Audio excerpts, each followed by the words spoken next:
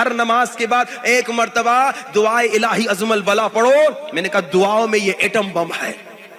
और पहले दिन और तीसरे दिन मैंने लोगों से वादा भी लिया था कि देखो इसको 40 दिन तक पढ़ते रहना, नमाज हर नमाज के बाद एक मर्तबा। कुछ लोग बेमानी कर रहे हैं, मुझे खबर मिली है, वो क्या कर रहे हैं, पांचों को एक साथ पढ़ रहे हैं। नहीं, हर नमाज के बाद एक मर्तबा 40 दिन तक इंशाअल्लाह ये दुआ इलाही अज़मल बला पढ़ो। ये वसीला अहले बैत से तुम्हें इसमें क्या कहते हैं, या मोहम्मद या अली, खुदा तुझे मोहम्मद का वास्ता, तुझे अली का वास्ता, तुझे यूसुफ ज़हरा का वास्ता, हमारी मुश्किल को खत्म कर दे। फिर मैंने आपको बताया अगर मुश्किलात से निजात चाहते हो, तो अगर बीमारियों से निजात चाहते हो, हर रोज 70 मर्तबा सूरह अलहम, एक मर्तबा दुआ तवस्सुल। और ये इतना पावरफुल नुस्खा है, इतना पावरफुल नुस्खा है कि अज़ान मोहतरम रिवायत बताती है अगर 7 मर्तबा सूरह अलहम्द किसी मुर्दे पे तुमने पढ़ लिया और अगर मुर्दा जिंदा हो गया तो हैरान न होना।